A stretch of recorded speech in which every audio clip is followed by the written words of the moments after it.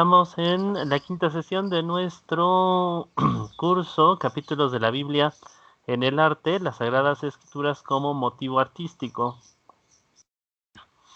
Especialmente el día de hoy comenzamos nuestro tercer tema, nuestra exploración sobre el arte barroco, las obras emblemáticas de la época, bueno, mejor dicho, los autores y las obras emblemáticas de la época al respecto de la Biblia en el arte europeo. Hoy especialmente nos dedicamos a conocer un poco más sobre la obra de Caravaggio y la idea del teatro divino o teatrum mundi tan particular del periodo barroco. Ahora que me acuerdo, ¿les envié los apuntes? No, ¿verdad? Ay, al ratito les mando. Para que los tengan ahí a la mano y posteriormente, bueno, puedan repasar la lección y repasarla también con los videos. Entonces estamos aquí, decíamos, bueno, primero, para ubicarnos en los autores, para ubicarnos en las obras, nos vamos a ir.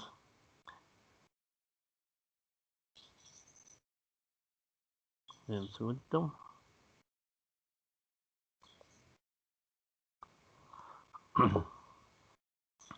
Entonces, primero, para conocer a los autores, vamos primero también a conocer el contexto. Entonces, ¿qué era lo que estaba sucediendo en la ciudad de Roma a inicios del siglo XVI?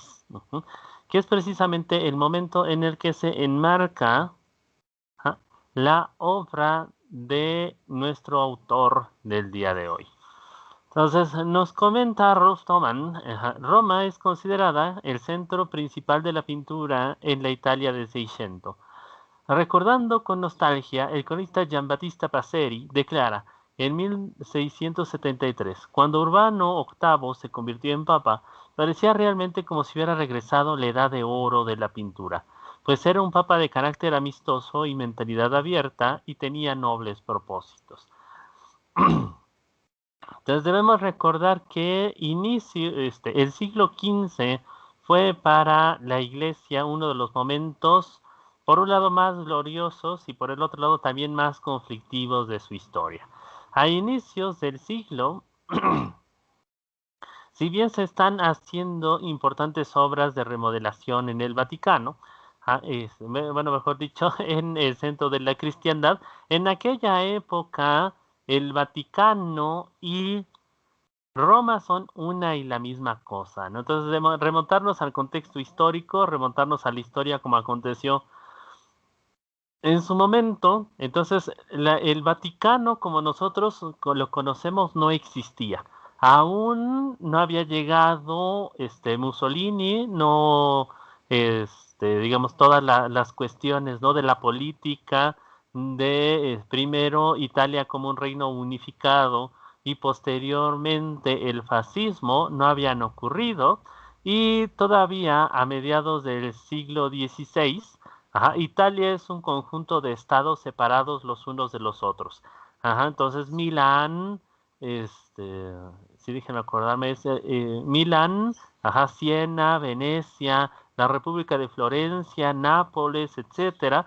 Todas estas regiones o provincias italianas en aquella época eran repúblicas y reinos independientes que competían entre sí por la hegemonía en el centro de Roma. Entonces, el marco digamos, el marco inmediato de el final del Renacimiento, inicio del periodo barroco, es precisamente la lucha de la consolidación de los estados pontificios en el territorio italiano.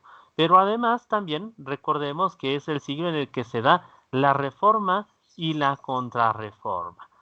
Es decir, Martín Lutero inicia un movimiento de protesta contra la Iglesia Católica, inicia a reformar sus estructuras, regresarla al mundo de la fe, de la piedad, de los valores religiosos esenciales, y bueno, denuncia la pérdida de estos valores frente a una iglesia que es cada vez más terrena, más interesada en el dinero, en las posesiones, en la política, y que ha descuidado a ver de Lutero, que era un hombre tremendamente ortodoxo, su labor espiritual.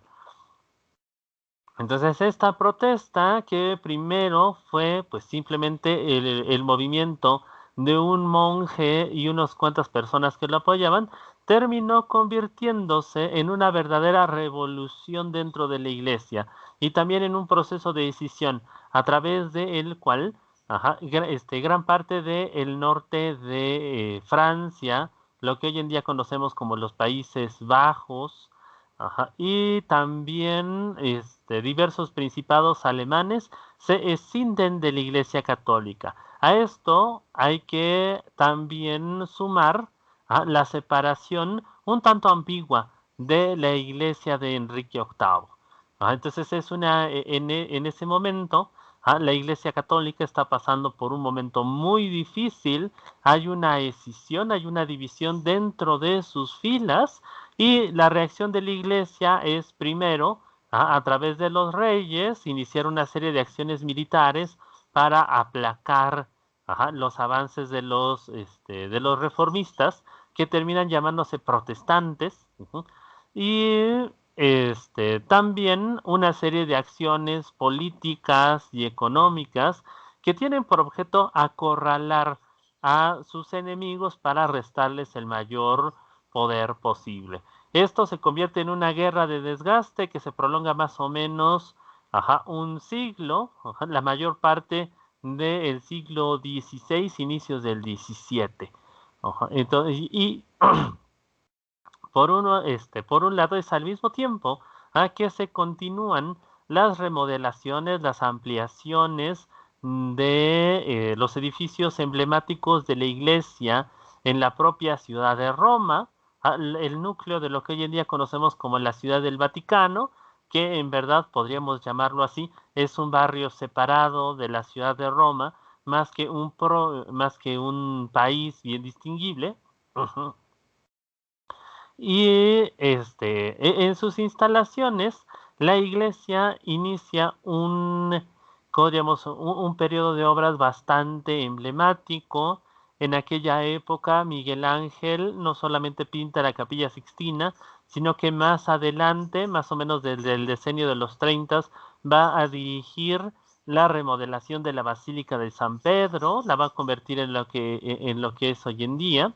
Posteriormente, Carlo Maderna y este, Gian Lorenzo Bernini van a construir la plaza que se encuentra inmediatamente enfrente de la Basílica de San Pedro. Van a terminar también su portada, y bueno, al mismo tiempo van a terminar de reformarse arquitectónicamente muchos lugares en el centro de la ciudad para dar pie a conectar todo el circuito de sitios de peregrinaje, y también para enaltecer la ciudad con nuevas edificaciones monumentales, bellas, que se conviertan precisamente en el emblema de la ciudad. Entonces lo que quiere el papado es, por un lado, dejar claro su poder, dejar clara su autoridad a través de la ejecución de estas obras emblemáticas, y por el otro lado dar a entender que la reforma no ha hecho mella alguna sobre su autoridad. La historia de la pintura en Roma es fundamentalmente la historia del mecenazgo por parte de los papas, no solo porque la pintura barroca italiana estaba casi exclusivamente al servicio de la iglesia, sino también porque muchos artistas fueron convocados en Roma para diversos encargos a través de los papas, familiares y amigos de estos. Entonces los papas, desde el siglo XVI en adelante, aunque en verdad es una dinámica general de la vida de Roma, desde que se convierte en el asiento de la Iglesia Católica, entonces los papas van a hacer un esfuerzo por construir edificios que dejen clara su huella en la ciudad de Roma. Entonces solamente se es papa una vez en la vida, Ajá, y normalmente te eligen como papa, pues básicamente como para que termines tus días, ajá, para que termine tu vida en el ejercicio de ese cargo, ¿no? Entonces, vamos a verlo, ¿no? Normalmente los papas mueren en funciones, ajá, son elegidos entre los mayores, entre los discípulos más experimentados, podríamos decirlo así, de San Pedro, para que dirijan la iglesia los últimos días de su vida. Ajá. Entonces, en este aspecto, el papado podría durar unos cuantos meses, quizá unas cuantas semanas, ahora sí que dependiendo de las condiciones, de tus condiciones de salud, o bien de las intrigas políticas que en ese momento se estén llevando a cabo. Y bueno, por el otro lado, si tienes suerte, quizá tu papado pueda durar más de 10 años, ¿no? Lo suficiente para dejar una obra lo suficientemente grande, lo suficientemente emblemática. También es por eso que vamos a encontrar muchos emblemas de casas nobles europeas en la ciudad de Roma. Entonces, normalmente los papas eran elegidos entre la curia, ¿cómo podríamos decirlo?, más alta de la Iglesia Católica, y normalmente esta curia provenía precisamente de las casas nobles europeas. Entonces, condes, vizcondes, bueno, casas reales, etcétera, dejaron su impronta en la ciudad precisamente porque estos papas que llevaban esos emblemas de su familia pusieron esos emblemas en las obras que iban dedicando. Entonces, Julio II, en este caso, ¿a quién nombramos? Urbano VIII, León X, etcétera, dejan sus emblemas y su nombre en los edificios que van construyendo. Entonces, de esta manera, la ciudad va adquiriendo, podríamos decirlo, un carácter personalizado, dependiendo del papado de cada uno de estos personajes, pero también van a ser ellos quienes, buscando darle un realce a los edificios que están patrocinando, llaman a pintores de diversas regiones para decorar las capillas, las iglesias, las estancias, las diferentes obras que están construyendo, ¿no? Entonces, la obra de pintura en este aspecto va a tener un desarrollo bastante importante, puesto que ayuda a darle realce, vivacidad, y en general también un toque de elegancia a los edificios. Y sobre todo la pintura, como lo comentaba creo que San Agustín, es el Evangelio de los pobres. A través de las imágenes, la iglesia está educando a la gente, primero en la historia bíblica y segundo también en todas las doctrinas que se fundamentan precisamente en esas historias.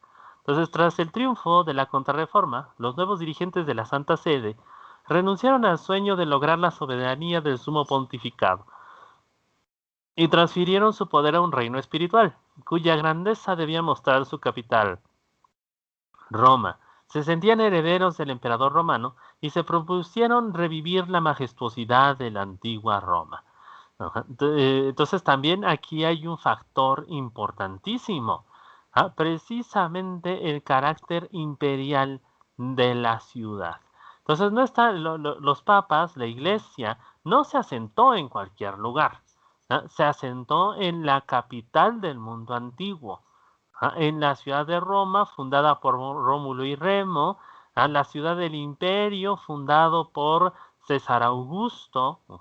Y en este aspecto, pues también decía un viejo documento que todavía hasta inicios del siglo XVI se exhibía en un lugar dentro de la propia ciudad de Roma. El propio Constantino había entregado a los papas la ciudad para que la gobernaran. Entonces, la capital del imperio era propiedad de la iglesia. Lo que decíamos en aquella época, el Vaticano no era un barrio, sino que era la ciudad de Roma misma, la capital del mundo cristiano. Y en este aspecto, ¿no? Los papas tienen, por así decirlo, un legado histórico al cual rendirle honor. Han heredado primero la cátedra de San Pedro, la cátedra divina, pero también el trono de los emperadores.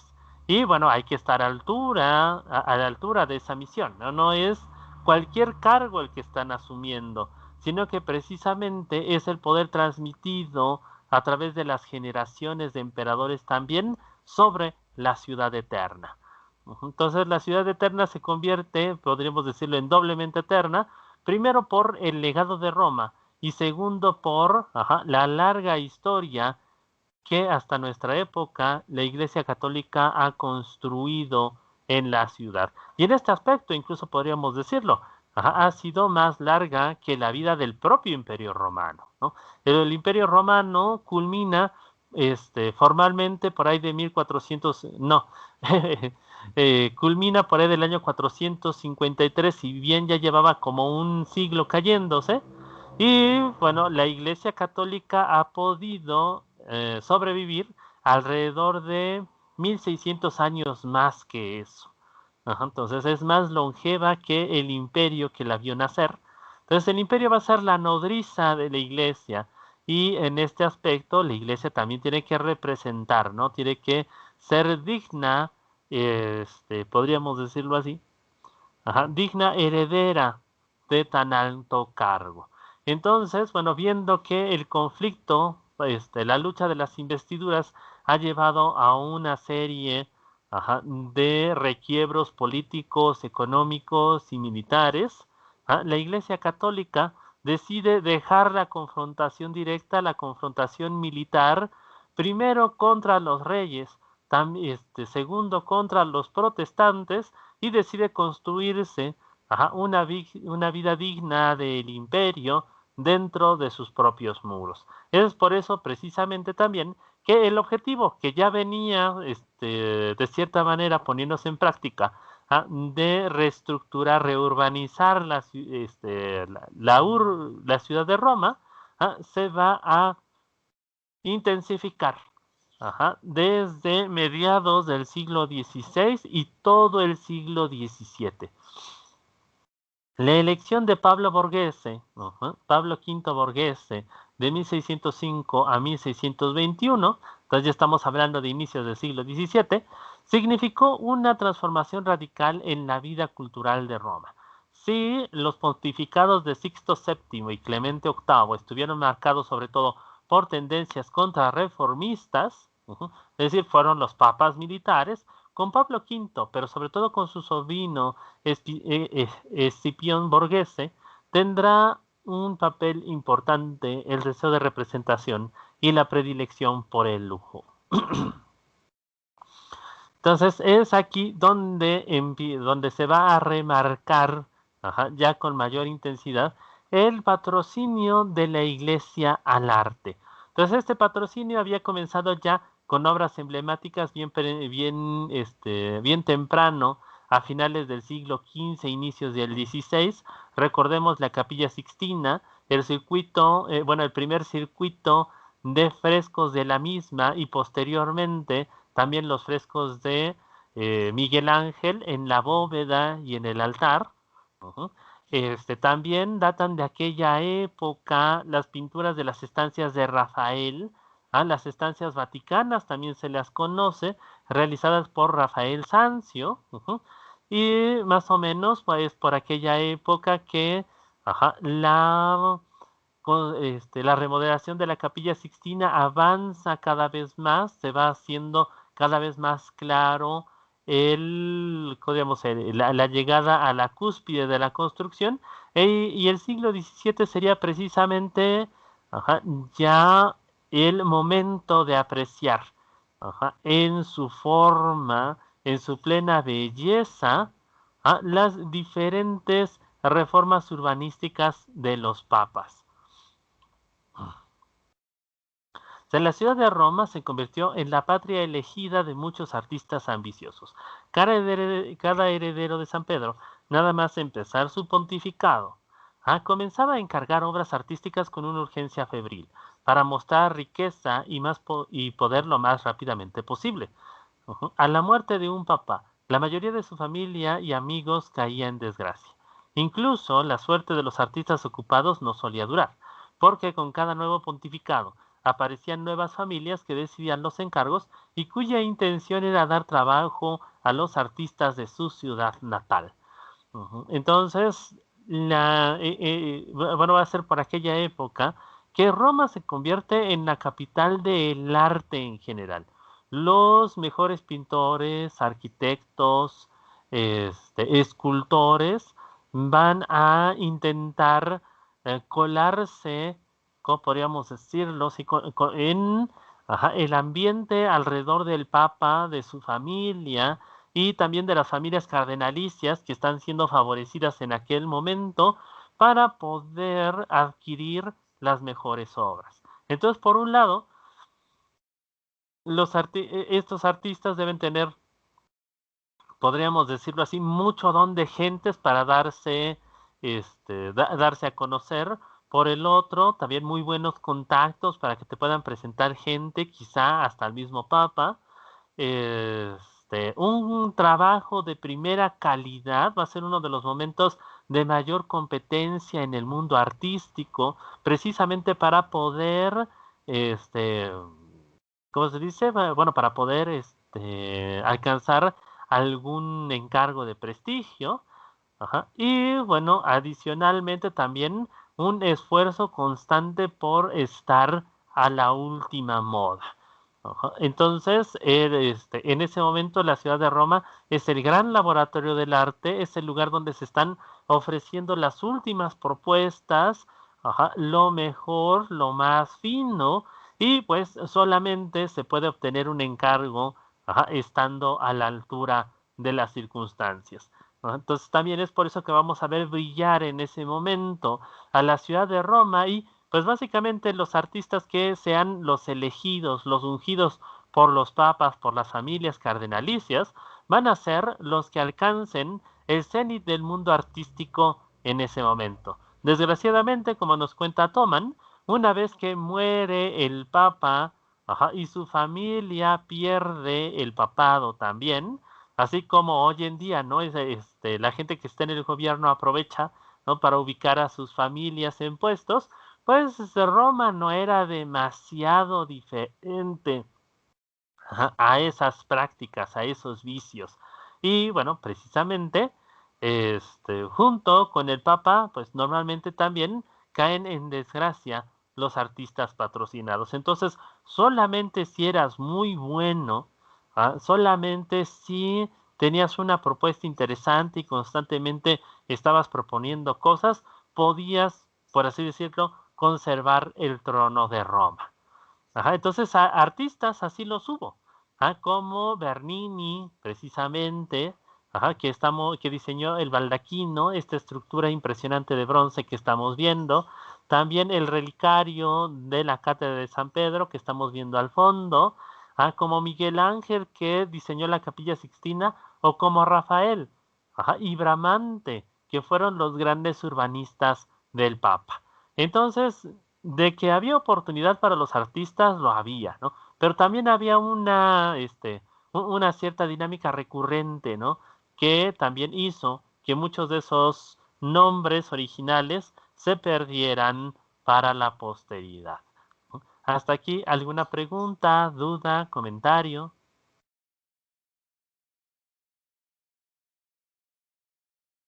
Ujú. Ok, entonces, Ahora, ¿hay alguna distribución de lo que es la Capilla Sixtina o cómo, no sabes cómo se encuentra, dónde está el museo, dónde está la capilla o si hay algunas otras áreas? mira, para mostrártelo con un mapita, yo creo que lo dejamos para ¿cómo se dice? Para mañana. Sí, ahorita para que te puedas hacer una idea, consigo un mapa, vemos o a lo mejor hasta lo podemos encontrar por Google. Déjame ver, porque está a un costado de la Basílica de San Pedro. Ahorita estaba viendo. Ándale, básicamente esa era la pregunta, si es la Basílica de San Pedro es la central y la Capilla Ajá. Sixtina no sé si sea que se encuentre a un lado. Ajá, se encuentra a un ladito, precisamente, así, a ver, Capilla Sixtina. Es que sí tengo una presentación, pero de aquí a que la busco, Capilla Sixtina, Roma, bueno, Vaticano. Sí, de aquí a que la busco, ya se nos fue el tiempo. Sí, aquí está.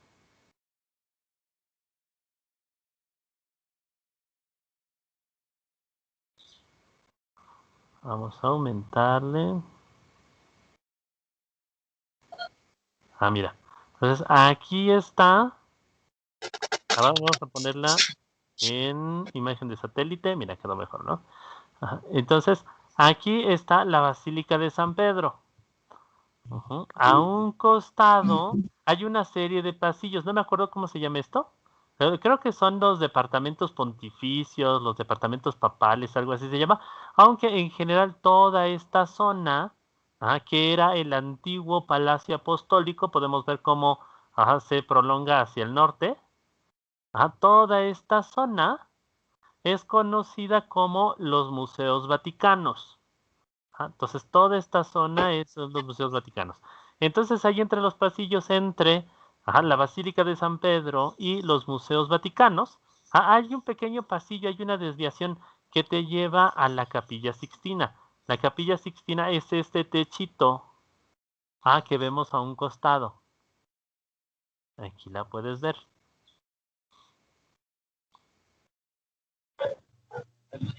Ok, Entonces, y por ahí debe de estar el pasillito que lleva a la del Ángelo, ¿cómo se llama? Donde se iban a resguardar los papas si estaban en peligro, ¿no? El Paseto de San Angelo está. Déjame ver. Porque creo que es esta zona, ¿eh? Creo que son los museos vaticanos los que sirven como transición. Lo estoy acercando en lugar de alejarlo. No, porque San Angelo. Está. Está acá. Entonces aquí está el Paseto di Borgo. Y el Paseto di Borgo está por acá. Entonces ahí inicia a un costado, precisamente podemos ver aquí, están las estancias, bueno, mejor dicho, bueno, creo que se llaman estancias pontificias, este edificio, de ahí de las estancias pontificias sale, la estructura, el puentecito,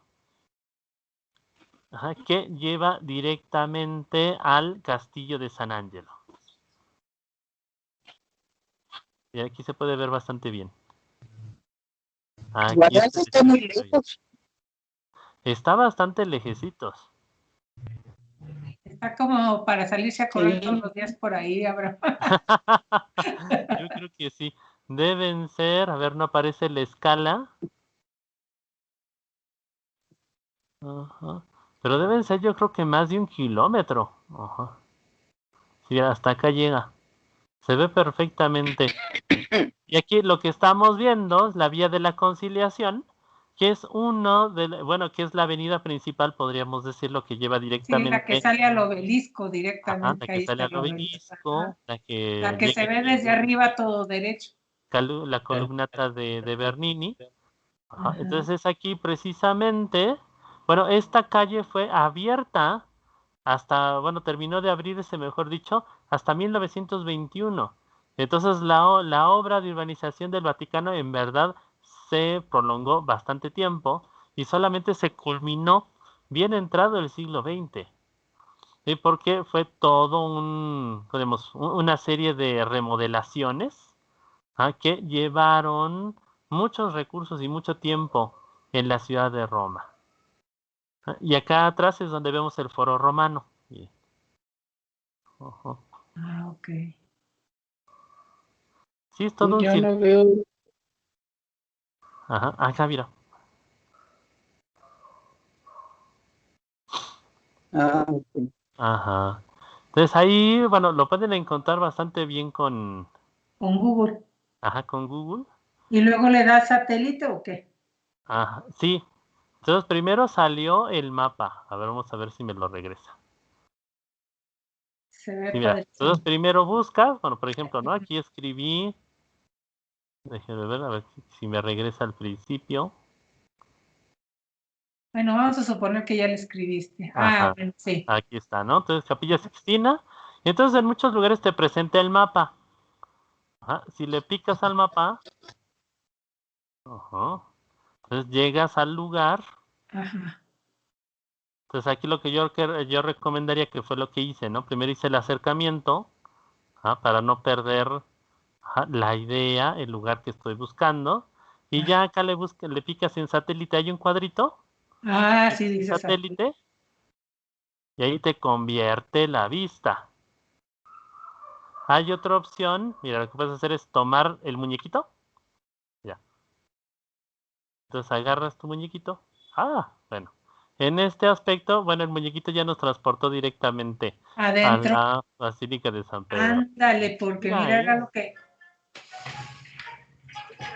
era lo que yo quería ver, porque exactamente esto es lo que visita uno, pero no es donde está lo de el juicio final y todo eso. Ajá. Sí, es que ahí, Yo decía, ¿por qué eso yo no me acuerdo haberlo visto? Qué padre está esa. sí, mira, ¿no? Bueno, no sé si nos dé el acercamiento. No.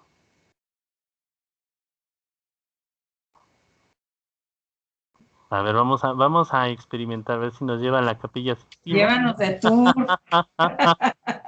Ajá.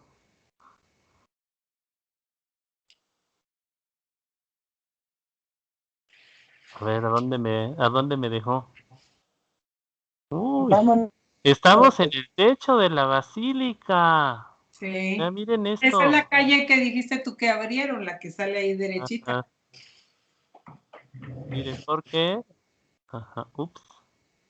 ¿Hasta dónde me llevó? La cúpula.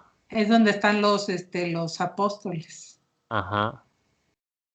Aquí lo que yo quería era precisamente la Capilla Sixtina, pero, ajá, Por dentro, por los pasillos de aquí está adentro. bien. Aquí está. Vamos a ver si me lleva. Ajá, aquí está, mira. Sí. A ver, ¿dónde dice que está? Ahí está el muñequito. Camínale, muñeco. Ajá, exactamente es lo que quiero hacer. Que se mueve el muñequito. Ya se perdió. Aquí quedamos. De acá. No quiere. Bueno, otro día. Ajá. Pero ahí les dejo el tip. Aquí es una cuestión mucho como que de tenerle paciencia al, ¿cómo se llama? Al ratón para que te lleve. Y ahorita ahorita ya vieron, ¿no? Es un buen recurso para salir a pasear desde la computadora. Sí, está muy bien. Ujú. Gracias, Abraham. Sí, de nada. Entonces seguimos pues con nuestro tema. Vamos aquí a los comienzos de Caravaggio. Ajá. ¿Cómo inicia la carrera de Michelangelo Merisi? Entonces nos comenta ahora, Franz Schuster, cuando en el verano de 1592, Michelangelo Merisi da Caravaggio se trasladó de su patria Caravaggio a Roma. Tenía 20 años. Sin duda estaba fuertemente influido por el arte y la cultura de su patria lombarda. Sin embargo, no se ha conservado ni una sola de sus obras tempranas, pese a la intensa investigación que han llevado a cabo Mauricio Calvesi, Mia Chanotri, Giacomo Berra. Los datos que conocemos hoy en día y que se refieren directamente al joven artista se reducen a unos pocos hechos. Entonces, la historia de Michelangelo, o mejor dicho, Caravaggio, para no confundirnos con Buonarroti, ha sido, podríamos decirlo, completada, ha sido terminada de armar por diversos investigadores, pero también, bueno, el límite para conocer su vida. Ahorita me acordé, ahorita les pongo hay un documental bien bonito que pueden ver al respecto.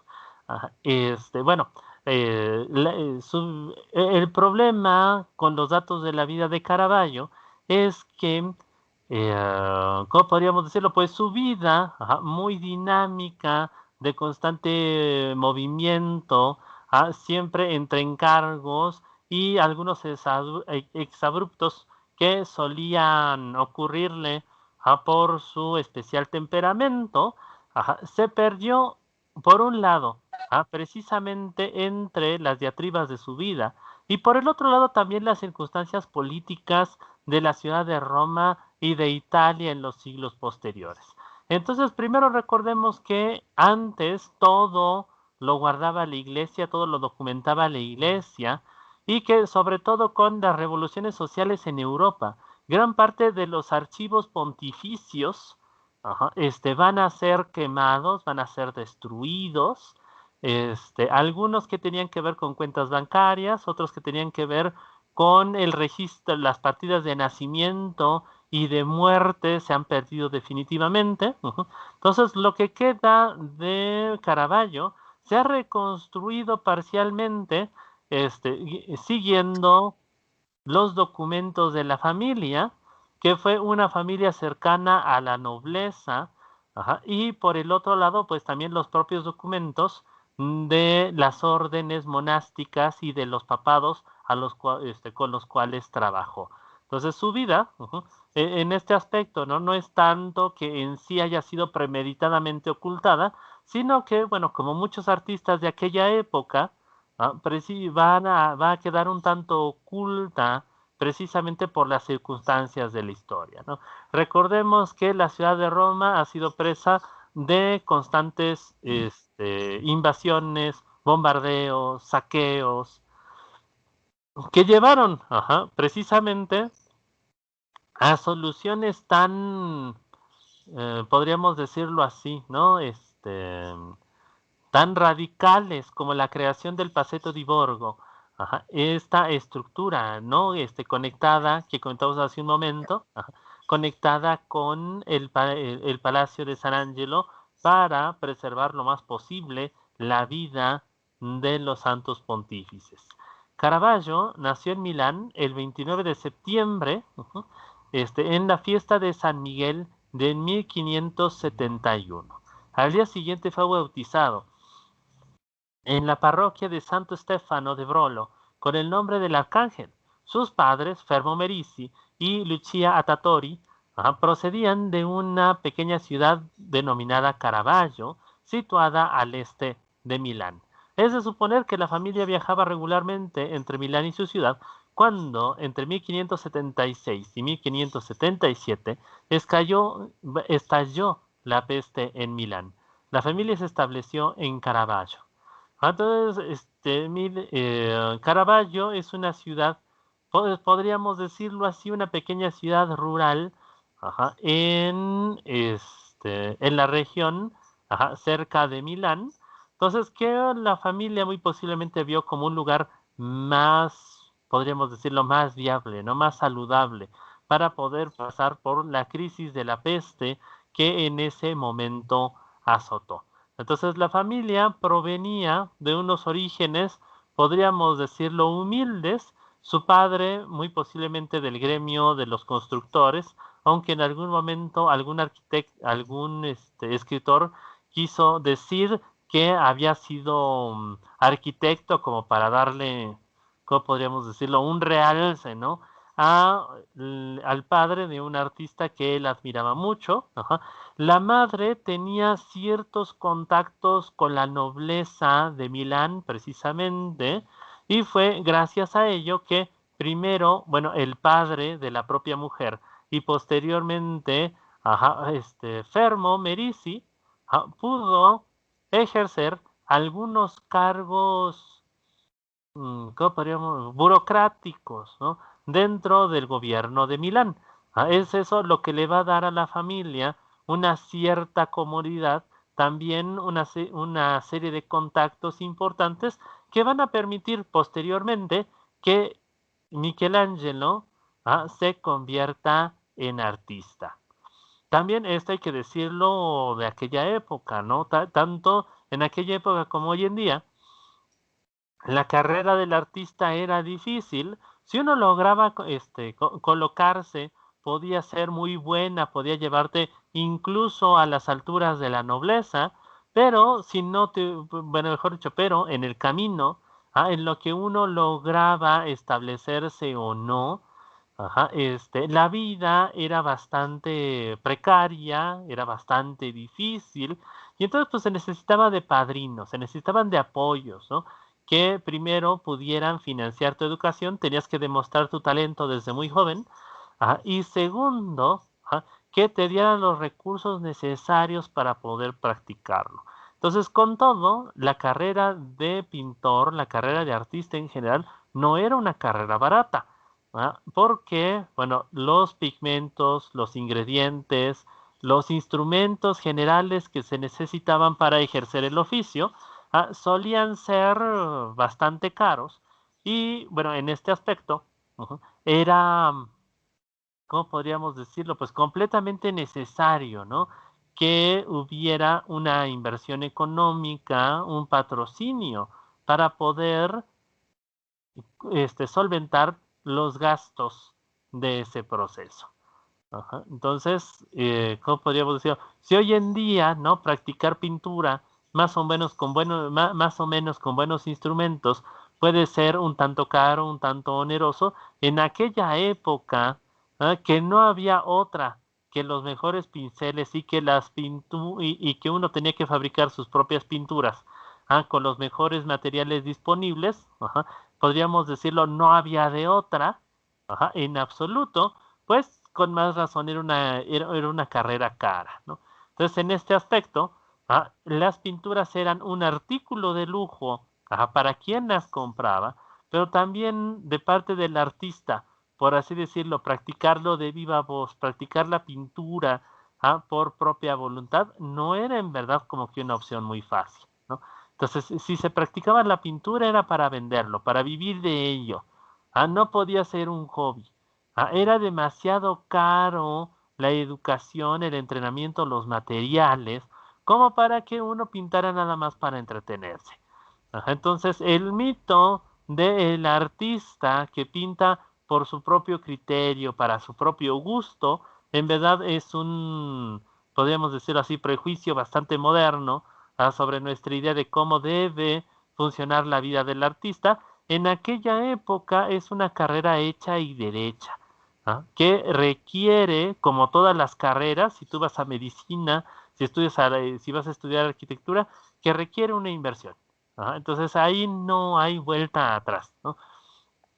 Cuando Caravaggio, a los 20 años de edad, llegó a Roma, probablemente en el verano de 1592, era, desde el punto de vista artístico, prácticamente un joven desconocido. No le precedía en absoluto la fama de ser un genio precoz. Tampoco contó desde un primer momento con protectores influyentes que pudieran facilitar un comienzo privilegiado. Entonces conocemos la obra de muchos artistas privilegiados, como bueno, la obra y la historia, de muchos artistas privilegiados, como Gian Bologna, como el mismo Bernini, del que hemos estado hablando. Primero porque, bueno, fueron artistas geniales, tuvieron desde muy jóvenes una obra bastante buena, y por eso es que se ganaron rápidamente el favor de los cardenales y de los papas, pero podríamos decirlo que en el universo, del arte en aquella época eran más bien casos excepcionales, ¿no? La mayor parte de los artistas, como la mayor parte de los profesionales hoy en día, eran uno más dentro de la competencia, era uno más entre los muchos artistas que llegaban a Roma a probar suerte. Y entonces, en este aspecto, precisamente Michelangelo tiene que buscar la manera, de ubicarse ubicarse y destacar, ¿no? Dentro de la ciudad de Roma y en esas circunstancias de fuerte competencia. Entonces, por un lado, no nos quedan obras de Caravaggio antes de aquella época, No sabemos del todo cómo pintaba antes de su llegada a Roma. Hay una idea de que realizó ciertas obras religiosas en Milán, pero hasta hoy en día, pese a los esfuerzos de diferentes investigadores, no se ha identificado una obra que podamos decir que es plenamente de Caravaggio. Caravaggio, más bien para poder establecerse en la ciudad y ganarse un nombre, va a hacer un esfuerzo bastante importante por transformar su estilo y llegar a una solución, a una propuesta lo suficientemente bella y también podríamos decirlo agradable para que los clientes importantes volteen hacia él, ¿no? Entonces nos comentaba hace rato Toman, normalmente los papas ya traían a sus preferidos de sus ciudades, de sus comunidades, le daban preferencia a sus conocidos, y en este aspecto, bueno, pues Caravaggio en ese momento no tiene conocidos en el papado, entre los cardenales, ¿cómo podríamos decirlo? No llega con un contacto privilegiado, ¿no? El único va a ser, Constanza Sforza Colonna, un apellido bastante importante en la política de la Italia del siglo XVI, XVII, pero, ¿cómo podríamos decirlo? No lo es todo, ¿no? En el sentido de que no es un contacto lo suficientemente directo, lo suficientemente bien establecido con el Papa. Dice, para Caravaggio, los primeros años estuvieron marcados por carencias existenciales, traslados frecuentes y escasas libertades artísticas. En un primer momento, quizá gracias a la mediación de Constanza Sforza Colonna, fue recibido en casa de Monseñor Pandolfo Pucci, mayordomo de Camila Peretti, hermana de Sixto V, para quien hizo imágenes de devoción. Entonces, normalmente las oportunidades llegaban así, a través, decíamos, de un patrocinio, pero todavía la obra de Miguel Ángel, de Caravaggio en ese momento, no ha madurado lo suficiente para llamar la atención, así que tiene que ponerle todos los kilos, todo el esfuerzo para poder destacar.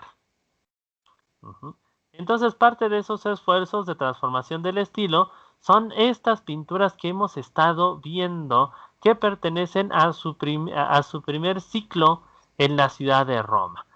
Entonces tenemos aquí Joven con cesto de frutas, Jugadores de cartas, Los músicos de Caravaggio, El descanso de la huida de Egipto, que se corresponden ya a su estilo, podríamos decirlo así, más característico.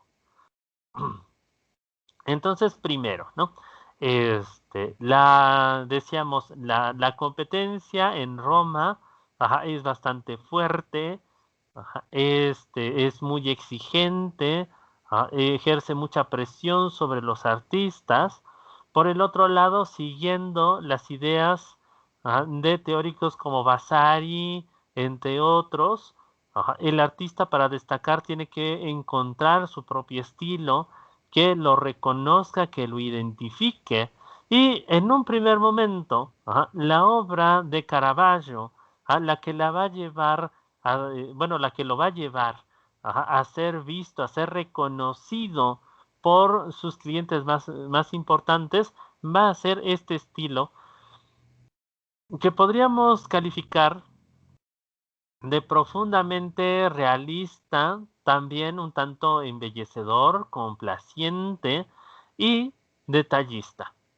Entonces podemos ver en los rostros de todos estos chicos esa imagen de juventud, de lozanía, hasta cierto punto de picardía, no exentos de una cierta mirada psicológica. Entonces están en estado de contemplación, de gozo, de intriga. Entonces, siguiendo la dinámica de la pintura milanesa, es decir, de Milán, este, más que a través de emblemas, a través de símbolos, Caravaggio cuenta la historia de una manera teatralizada, a través de las poses, las miradas, la interacción de la figura con el fondo y uno que otro elemento emblemático que pueda dar la pista sobre lo que está sucediendo en la escena. Ujú. Por el otro lado, también tenemos este factor del embellecimiento de las figuras masculinas, de las figuras femeninas, un tanto andróginas muchas veces, precisamente siguiendo el gusto de la época para llamar la atención. Entonces, las pinturas más tempranas de Caravaggio, podríamos decirlo así, tienden a embellecer a los personajes, tienden a ser complacientes, plácidos, y aún así decíamos, se puede reconocer ya un cierto elemento de realismo. En este aspecto, ustedes pueden ver, ¿no?, el increíble detalle con el que reproduce los frutos de la cesta que lleva este joven, ¿no? Podemos reconocer desde detalles tan particulares, tan difíciles de reproducir, como como esta capita de moho, ¿no? Esta especie como de suciedad que se le pega a las uvas, en contraste de su brillo, y también la textura de la cesta, la intrincada textura de la cesta, ¿ah? Y de las hojas de parra que van entremezcladas en los frutos, ¿no? Podemos reconocer por ahí un higo abierto, para hacerlo más interesante. De hecho, son dos higos, uno que se está rompiendo verticalmente, el otro lo estamos viendo desde abajo. Y otra cuestión que podríamos ver por ahí, de algunas frutas hasta parece, ¿no?, que se ve las picaduras de los insectos. Entonces son pinturas de gran detalle, de mucha paciencia. Entonces podemos ver acá los jugadores de cartas. Entonces la idea, ¿cómo podríamos decirlo aquí? Bueno, lo que podemos reconocer es la idea de la trampa, ¿no? Entonces, por un lado, para hacerlo complaciente, entretenido, estos chicos están retratados, podríamos decirlo, como de unos 12, 13 años, están muy jóvenes, todavía el rostro masculino, podríamos decirlo, más cortado, más hosco, no ha surgido en ellos, los vemos imberbes, con el rostro suavecito, lo que comentábamos, andróginos completamente, pero también en este aspecto, ¿no?, participando de el ingenio, de la vida. Esto tiene su nombre, déjenme acordarme cómo se les llama a estos chicos. Entonces, normalmente son chicos huérfanos que viven de la trampa, que viven del engaño. Tiene su nombre, pícaros. Entonces vemos a estos pícaros, que están jugando cartas. Entonces, podemos ver el del fondo es un chico noble, que lleva dinero, que quiere probar sus habilidades como jugador de cartas, y por el otro lado vemos a su amigo, y a su contrincante, que están haciéndole trampa, ¿no? Entonces podemos ver por un lado, ¿no?, el chico desconfiado que está viendo sus tarjetas, que todavía no se sabe, bueno, sus cartas, todavía no se sabe todos los trucos, ¿no? No tiene la maña para esconder las cartas. Y por el otro lado, bueno, el amigo que está observando la jugada del oponente y dándole señal, ¿no?, señal con las manos, a su compañero que está buscando en su jubón, bueno, que está buscando en su calzón, la carta con la cual le puede dar la vuelta a la partida, de el inocente pichón que están timando, ¿no? Entonces aquí tenemos la idea, por un lado, de la despreocupación, de la inocencia, quizá de la arrogante inocencia, y por el otro lado, ¿no?, de la trampa, la inteligencia, la sagacidad que es necesaria para sobrevivir, en este caso, en un ambiente tan duro, tan difícil, como es la ciudad de Roma en el siglo XVI, XVII, XVIII, una ciudad que, si bien era la cumbre, de los papas, del poder de Italia en ese momento, también es una ciudad llena de carencias, precisamente no solo por los artistas, por los cientos de artistas que llegan a probar suerte, sino por, en general, como en todas las ciudades grandes a lo largo de la historia, ¿no? Los migrantes que llegan a ver qué es lo que pueden ganar, de qué pueden vivir en la nueva ciudad.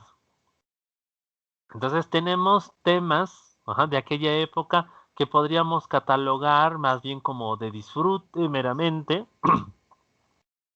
Aquí tenemos este cuadro de los músicos. De nuevo vemos este conjunto de rostros andróginos que representan un coro, y como podríamos decirlo, a unos instrumentistas, ¿no? Que están a punto, bueno, no a punto, que están buscando, ¿no? En el cuadernillo que lleva uno de ellos, la pieza que van a interpretar. Entonces la idea es que están como ensayando, están pensando, buscando qué es lo que podría agradar lo más posible al público.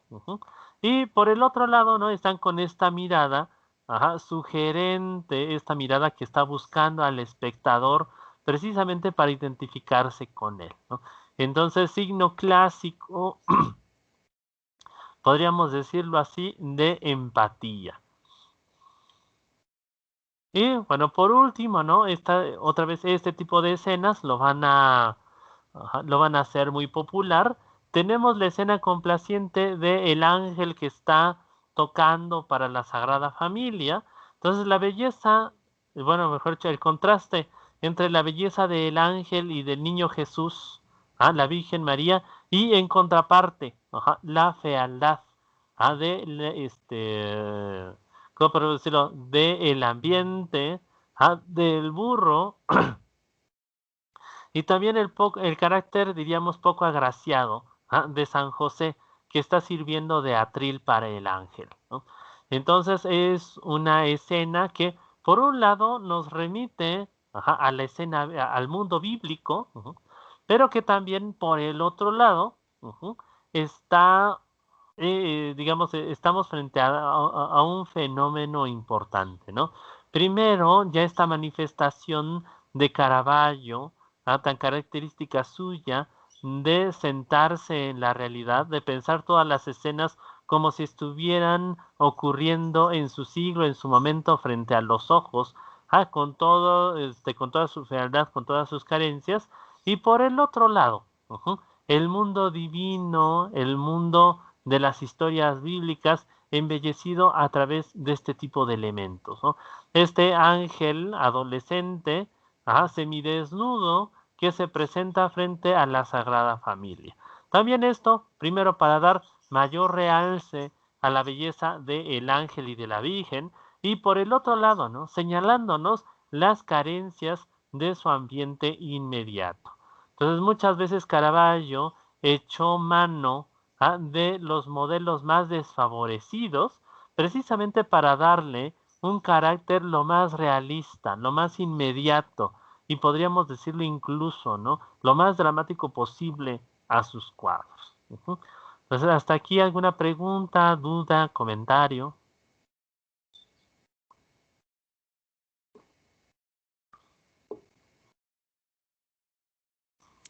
No más. ¿No? Ok, entonces seguimos. Entonces aquí la Escuela Romana de Pintura. ¿Cuál es el lugar de Caravaggio entre sus contemporáneos? En el siglo XVII salen de Roma con Aníbal Carracci y Caravaggio los impulsos decisivos para el desarrollo de la pintura en el resto de Europa. Michelangelo Merisi, llamado Caravaggio por su lugar de nacimiento, procedía de Lombardía y había adquirido su formación en Milán. En 1590 llegó a Roma, lugar donde pasó gran parte de su vida y donde realizó sus principales obras. Entonces, si hacemos la cuenta de 1590 a 1620, la vida artística de Caravaggio, el periodo artístico de Caravaggio, recorre alrededor de 90 digo, de 20 años, ¿no? Digo, alrededor, porque creo que vimos anteriormente, 1592, su llegada a Roma. Entonces fueron 18 años de carrera los que va a desarrollar en la ciudad de Roma, precisamente. Entonces muere a los 37 años. Entonces una vida bastante corta, ¿no? Pero que podemos ver a través de sus obras, no carente de intensidad. Entonces era un hombre fincado, podríamos decirlo, con los pies en la tierra y también con una imaginación muy clara, capaz de reproducirnos, ¿no? Como si fueran instantáneas las escenas de la Biblia y en general aquella imaginación que le caracterizó en medio del mundo romano. Entonces nos comenta, Caravaggio fue un renovador a causa del tratamiento revolucionario de los contenidos de sus pinturas. Trasladó lo profano a la representación de la vida sacra. Cultivó un realismo extremo y no se acobardó ante la representación de lo desagradable. Sus héroes no son figuras bellas, a menudo son viejas y en ocasiones incluso tienen sucias las plantas de los pies. En sus cuadros predomina normalmente una intensa oscuridad, en la que resaltan sus figuras y objetos a través de vivos claros. Entonces, en lo que podríamos denominar como el segundo periodo artístico de Caravaggio, o el Caravaggio maduro, el Caravaggio tardío, bueno, tienen varias maneras de denominarlo, vamos a ver un cambio fundamental en la obra de Caravaggio. Entonces, si nos remontamos a las primeras escenas, vemos mucha luz, imágenes placenteras, ¿no? Hasta cierto punto cándidas, llenas de detalles preciosistas, pero aunque ya se nota un cierto uso de las luces y de las sombras para dar un alto contraste y a través de ello crear un clima amplio, una atmósfera y una profundidad dentro de las obras, ¿no? Podemos ver cómo Caravaggio, ya en sus figuras, mejor dicho, en sus pinturas, deja que las figuras y los objetos ocupen la mayor parte del plano y le deja muy poco espacio al fondo. De tal manera que algunas de sus pinturas se ven hasta cierto punto amontonadas o parecen improntas, podríamos decirlo, en nuestra práctica actual, parecen instantáneas, ¿no? Entonces, como que sacó, podríamos decirlo así, el celular, en medio en este caso, ¿no? Por ejemplo, en la mesa con los amigos, y desde un plano muy cercano, está viendo la escena y la registra. Entonces eso es lo que permite, por un lado, que la mirada se concentre en los objetos, en los elementos. Vemos que el escenario en verdad no es tan importante. El siguiente paso en esta segunda época va a ser darle la preeminencia a las sombras como espacio de fondo, ¿no? Entonces, desde esta época, si hay algo que caracteriza sobre todo a Caravaggio, y que es, digamos, de donde lo tenemos con más fuerza asociado, es precisamente este efecto de alto contraste entre luces y sombras. Entonces, primero nos vamos a dar cuenta que ahora, en verdad, la mayor parte de la escena está compuesta por sombras, y solamente los elementos más importantes de los personajes, de los cuerpos, de los objetos, están iluminados. Como si una lámpara, como si, digamos, uno de estos reflectores de teatro estuvieran apuntando hacia espacios específicos, ¿no? Entonces, primero, para dar esta idea de la luz divina, de la iluminación que está llegando, limpia y discretamente a un personaje determinado. Y segundo, para enfatizar el efecto de contraste, bueno, mejor dicho, el efecto de volumen, puesto que parece que estas zonas de luz están como emergiendo, están flotando desde las sombras, ¿no? Es a esto que tradicionalmente se le llama tenebrismo. Tenebrismo viene de tenebras, palabra latina que significa sombras, que significa sombras, profundidad. Es la raíz de nuestra palabra tinieblas, y precisamente se refiere a estas sombras pesadas, oscuras, ¿no? Que más que profundidad, más bien dan la impresión como de que están duras, ¿no? De que están tan duras que no dejan que la luz emerja de ellas. Entonces, es esa la idea del tenebrismo. Entonces, ya en su época tenebrista, que llegamos más o menos desde 1500, bueno, algunas obras las vamos a ver así desde 1590, pero sobre todo se va a enfatizar este uso desde 1600 en adelante. Entonces podemos ver, por ejemplo, aquí la vocación de San Mateo, el uso de este recurso. Entonces vemos a Jesús y San Pedro a la derecha de la escena. Jesús que está señalando, está llamando a San Mateo. Bueno, que dicen algunos era un publicano, otros dicen era un ladrón.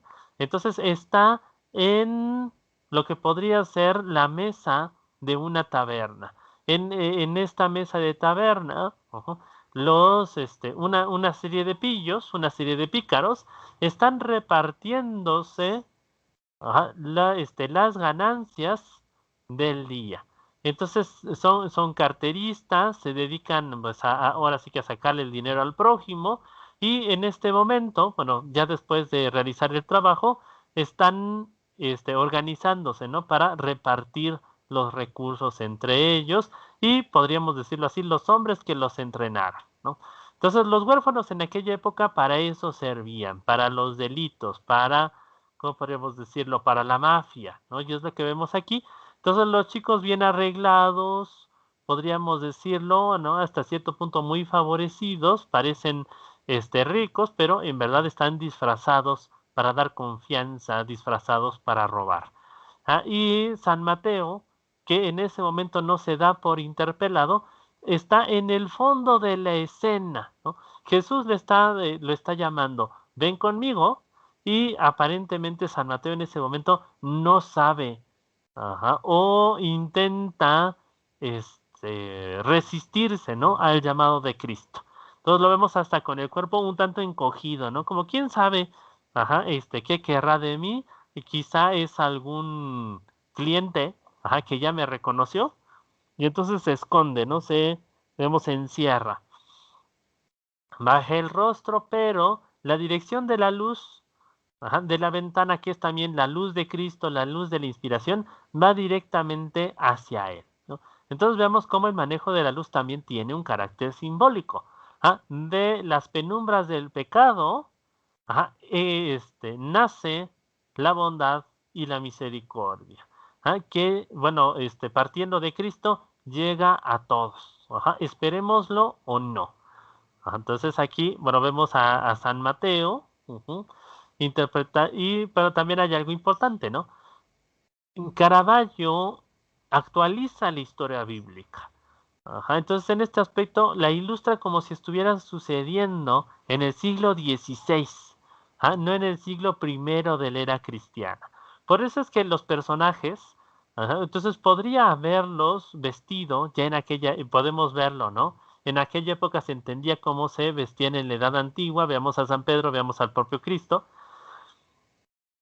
pero sus personajes están vestidos como hombres del siglo XVI, ¿no? Para dar a entender que este llamado de Cristo, sigue vigente en su época. Tenemos la decapitación del Bautista, una obra ya bastante tardía, de 1608, entonces que nos narra, ¿no? Cómo Salomé, la hija de Herodías, para, ¿cómo podríamos decirlo? Para complacer a su madre, baila para Herodes y le solicita a cambio, a modo de pago, la cabeza del Bautista. El Bautista que ha estado molestando a Herodias, lanzando acusaciones contra ella, también contra el propio Herodes, quizá contra Salomé, es lo que podríamos denominar en aquella época, un reformista, un hombre escandaloso, un moralista, y aunque no de todo lo admita, pues en verdad también Herodes, le tiene un tanto de resentimiento. Así que una vez ejecutado el baile prometido, también Herodes tiene que cumplir su parte y manda a ejecutar a a San Juan Bautista, que en este aspecto aparece amagado en el piso de la prisión por uno de los verdugos.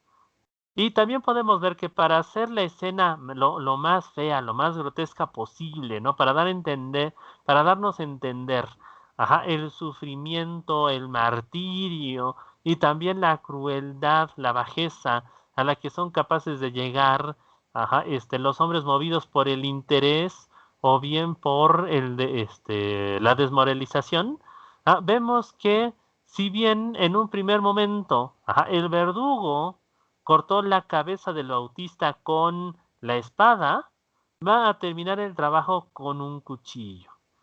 Entonces trabajo que le va a llevar más tiempo, ¿no? Y que por lo tanto va a causar más dolor al Bautista, pero también precisamente por eso, va a ser, podríamos decirlo, más devastador, ¿no? Entonces la mujer que acompaña a Salomé, quien acerca la bandeja para que le sirvan la cabeza del Bautista, está horrorizada frente a la escena. La propia Salomé un tanto confundida, ¿no? Esconde la vista, no sabemos exactamente cuál es su reacción, pero como si estuviera destazando, ¿qué les gusta? No sé, una gallina, un becerro más. El verdugo está disponiéndose a ultimar al Bautista, que ya yace en el piso. Alrededor, bueno, podemos ver la oscuridad de las prisiones de la antigüedad, todavía de la Edad Media. Este carácter, digamos, un tanto sucio, ¿no? Y de nuevo, como la escena está iluminada solamente en los lugares más importantes. Entonces, el cuerpo del propio verdugo sirve como una especie de pantalla, a través de la cual la escena, el cuerpo del Bautista, adquieren todavía más potencia, más relevancia frente a nuestra vista. Dice, Caravaggio fue un renovador a causa del tratamiento revolucionario de los contenidos de sus pinturas. Trasladó lo profano a la representación de la vida sacra, cultivó un realismo extremo y no se acobardó ante la representación de lo desagradable. Sus héroes no son figuras bellas, a menudo son viejas y en ocasiones incluso tienen sucias las plantas de los pies. Esto ya lo leímos.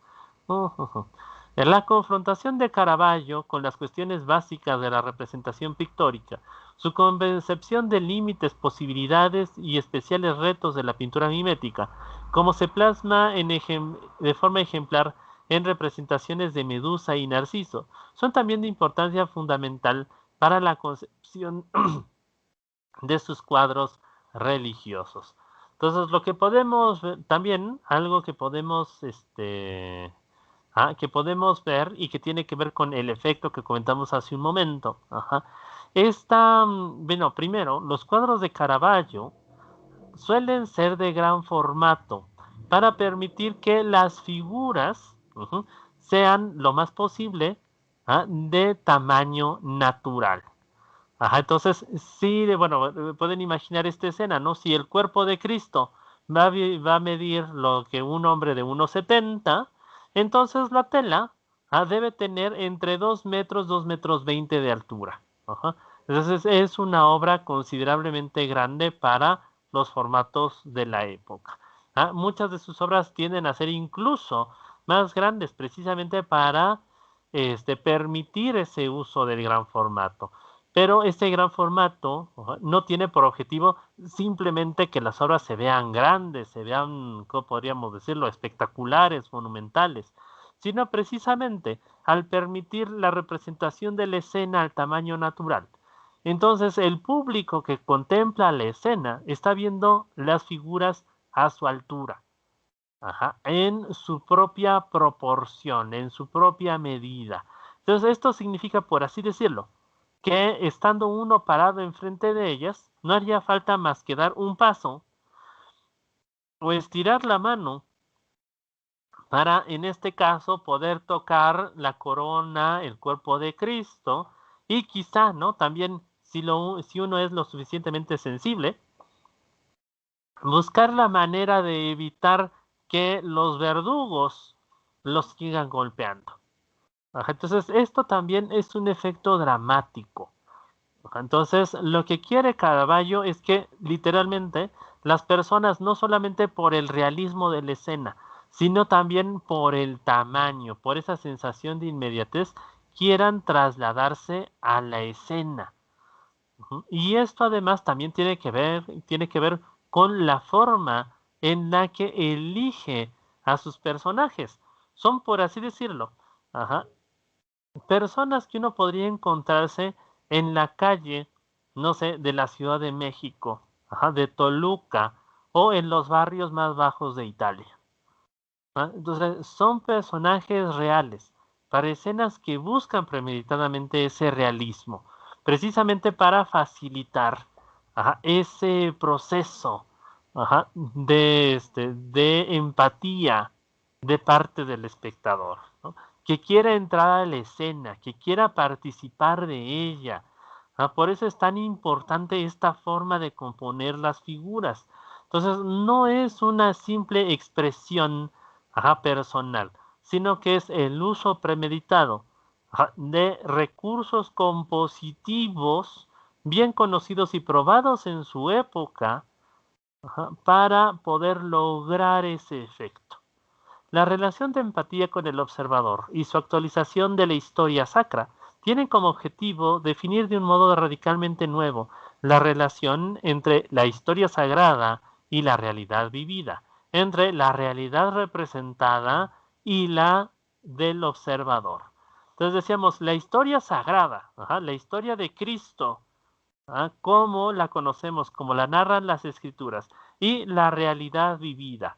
Entonces vean cómo en esta escena de la captura de Cristo encontramos a los legionarios romanos vestidos como guardias de la época, como soldados del siglo XVII, con su armadura, con su yelmo, con su visera. Entonces, la historia sagrada, bueno, y el momento inmediato están unidos a través de la pintura. Entonces, de esta manera se puede actualizar, se puede traer a la actualidad la historia bíblica.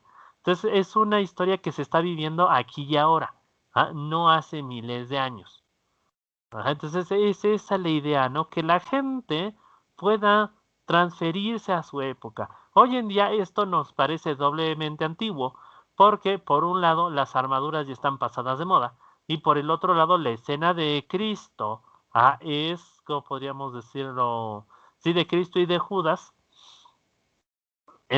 podríamos decirlo, bueno, pues pertenece al pasado, ¿no? Y más con las togas y con las túnicas, pues es todavía una obra de una antigüedad mayor, ¿no? Tenemos siglo XVI y siglo I de la era cristiana combinados en un cuadro. Para nosotros en el siglo XXI, esto es un desfase, un desatino, porque lo vemos precisamente desde ese criterio, desde nuestro reconocimiento del siglo XVI y del siglo I.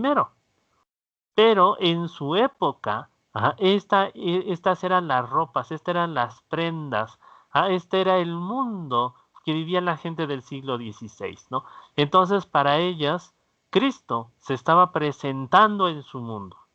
El equivalente, hoy en día tendríamos que representar a estos legionarios quizá, nada más para ubicar, como marines norteamericanos, o como soldados mexicanos. Entonces, precisamente para dar a entender, ¿no? Para lograr esa identificación, esa actualización. Y dicen la realidad representada y la del observador. Entonces, todo este efecto de realismo, de detallismo, también el formato del cuadro que habíamos platicado, tienen por objeto final que la persona pueda, por así decirlo, confundirse entre lo que está siendo representado y el momento en el que ella está viviendo. Entonces, decíamos esto, por lo tanto, logra una mayor empatía, logra una mayor vivencia de la obra artística, puesto que es como una escena que se está viviendo en el aquí y ahora. No es una historia extraña, no es algo que ocurrió hace mucho, mucho tiempo, no, es algo que estoy yo viviendo, de lo que estoy dando yo testimonio aquí y ahora. Entonces veamos esa diferencia y esas estrategias representativas de Caravaggio. Hasta aquí, ¿alguna duda, pregunta, comentario?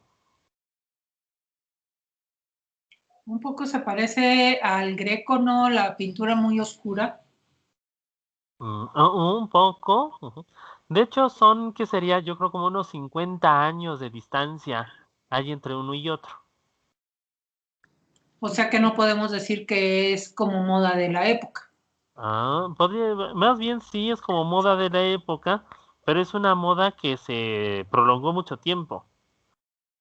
A ver, déjame ver por aquí. Sí tenemos fechas para rapidito. El Greco. A lo mejor hasta sí son de la época. Algo me estoy acordando. En 1614. De hecho, el Greco vivió 4 años más. Podría ser que incluso si se hayan conocido, se hayan influido el uno al otro. Sobre todo aquí estoy viendo, por ejemplo, el retrato. No dice de quién es.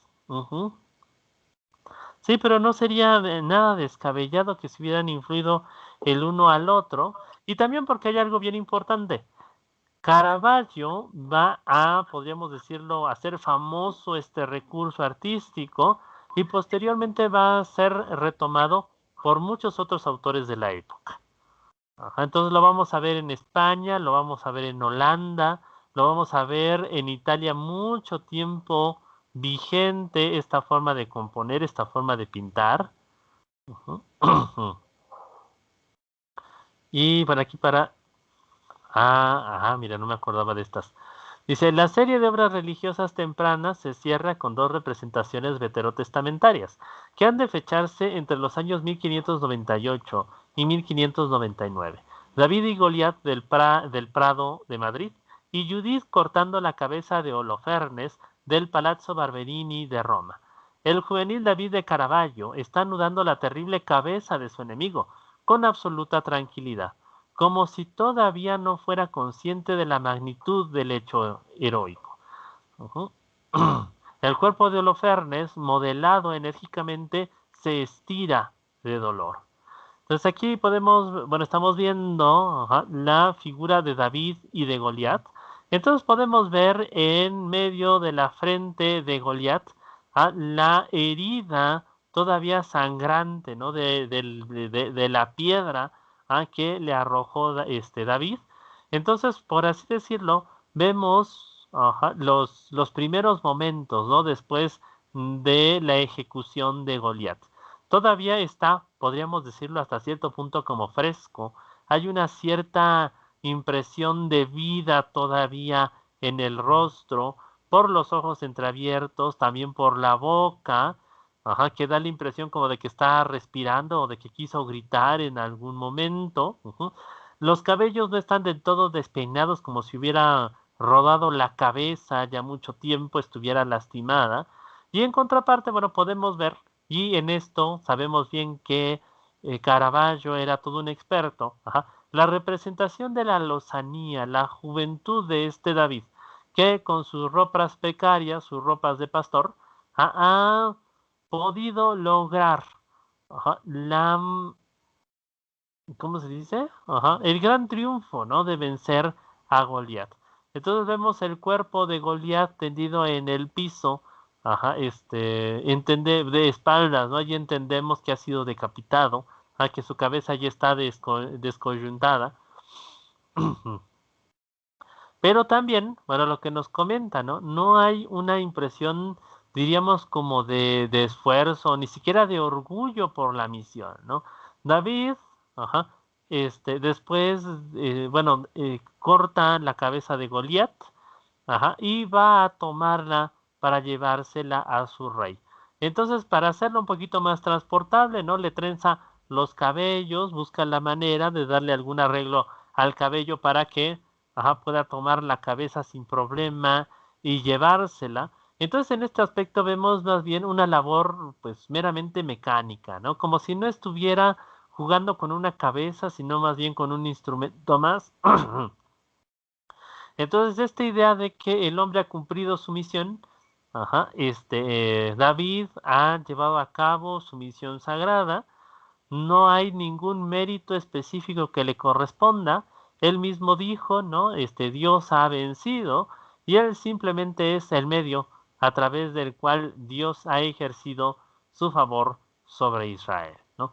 Entonces podríamos decirlo aquí, David no es más que el mero ejecutor de la voluntad sagrada, el que hizo posible al final que Dios venciera en medio de la batalla y vengara al pueblo de Israel. Entonces hay un cierto contraste, ¿no? Entre el horror de la escena, como lo pensaríamos, y en contraparte, ajá, el talante con el cual David ejerce la acción. Esto también le da, ¿no? Un cierto refuerzo dramático a la escena. Siguiente tenemos a Judith cortando la cabeza de Holofernes, ajá, de 1599. Entonces, al final de este periodo de transición, entonces podemos ver ya la escena bueno, la aplicación del tenebrismo. La mayor parte de la escena está hundida en la oscuridad precisamente para dar a entender la noche, ajá, en la cual Judith va, bueno, se cuela en el campamento, creo que son babilonios o asirios, ajá, para poder ultimar a Holofernes. Ajá. Entonces, en este aspecto, después de haberlo seducido, después de haber jugado un tanto con él y también después de haberle dado mucho vino, este, Judith se dispone a separar del cuerpo la cabeza del general. Entonces, en este aspecto, pues, la escena no podría ser peor, ¿no? Por un lado, este tipo de escenas en aquella época era más o menos usual. Recordemos que en aquella época, siglo XVI, ya hay armas de fuego, pero la mayor parte de las guerras todavía, bueno, buena parte de ellas se pelea cuerpo a cuerpo, con espada, con sable, con armas, ¿cómo se dice? Con armas blancas. Uh-huh. Y bueno, por el otro lado, ¿no? Tenemos este contraste entre la escena desagradable, ¿no? Entre la escena sangrienta, el cuerpo de Holofernes que se retuerce, del cual incluso alcanzamos a ver parte de la piel del cuello, ¿no? Que bueno, que se abre profundamente en la herida, la espada y el chorro de sangre, ajá, al más puro estilo de Quentin Tarantino. Entonces, precisamente esto en contraste con la belleza, y hasta cierto punto la delicadeza de Judith. Y digo hasta cierto punto porque los hombros y los brazos de esta mujer son los brazos de una mujer trabajadora, son los brazos de una mujer fuerte, esforzada. No es la escena clásica de la Judith menudita, débil, bella, sino que pues para un trabajo de esta altura, pues se necesita, una mujer fuerte, una mujer entrenada, ¿no? Entonces eso lo vemos en los brazos. Entonces la escena está podríamos decirlo, el brazo, el brazo derecho, está un tanto descoyuntado, no se entiende del todo la escena, pero esto permite un paralelismo entre los dos brazos. que da a entender, ¿no? El esfuerzo de Judith. El esfuerzo que implica el estar cortando, el estar aserrando, ¿no? La cabeza de Holofernes para llevarla. Entonces el gesto de dolor es evidente en el torcimiento del cuerpo, en el gesto de dolor, en el intento de grito del general, pero que precisamente como ya le cortaron la garganta, no hay aire con el que pueda gritar. Y por el otro lado tenemos a la anciana que contempla la escena un tanto con resentimiento, un tanto con asco, ¿no? No es para nosotros del todo perfectamente legible el gesto de la sirvienta, que parece concentrada, con los ojos un tanto desencajados, ¿no? Este, y digamos, esperando, ¿no? La cabeza del enemigo, como señal de la victoria final. Entonces Judith está ejerciendo la ejecución, pero tampoco se ve, podríamos decirlo, como complacida, ¿no? No es una venganza lo que estamos viendo. Es una mujer que ha asumido una tarea difícil, una tarea que ninguno de los hombres de su ciudad quiso realizar, y lo realiza también como con cierta, bueno, como digo, con la asunción de las circunstancias, no de la responsabilidad. Ujú. ¿Hasta aquí alguna duda, pregunta, comentario? Y yo nomás te quería preguntar del video que dices que nos ibas a pasar, ¿es de Caravaggio? Sí, a ver, déjenme ver. Aquí antes de que nos vayamos, volvemos a buscar acá. A ver, mejor otro. Déjenme acordar, fue un reportaje mexicano. A ver, cara. Si pueden, no sé si ya esté la película. Déjenme acordarme. La vida trágica de Caravaggio. No, no es esto. ¿Quién mata a Caravaggio? No. Ángeles y verdugos. No, tampoco es. Ajá. Era, ¿cómo se llamaba? Creo que la pintura y la pasión, o la sangre y la pasión. Ujú.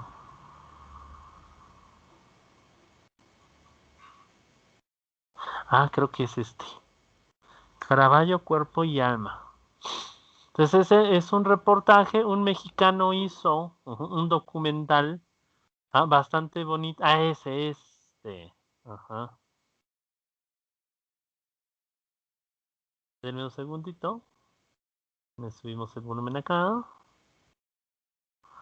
Entonces un autor mexicano, becado en Europa, realizó este reportaje que estuvo en las salas de cine como hace unos 2 años más o menos, no más, como unos 5 años. Entonces fue uno de los trabajos más importantes hechos por, bueno, sobre Caravaggio en el cine, y que solamente se exhibió contadas ocasiones en salas también escogidas de, este, como digamos, en México, ¿eh? Entonces, yo recuerdo ese día era un domingo, en la mañana estaba haciendo unas cosas así media desgano en la mañana, pues ya ven cómo uno se levanta los domingos, y que me habla una alumna que si quería ir al cine, estaba organizándose con unos alumnos, y así de, ay, es domingo, ¿no? Bueno, no lo dije así, pero, bueno, ya después de comentarme, ¿no? De platicarme, entonces fuimos a ver esta obra, y como podríamos decirlo, ¿no? Así en pantalla, en IMAX, ¿no? Así gigantesca, es espectacular. Entonces, si pueden conseguir ver el reportaje, en el documental, es una obra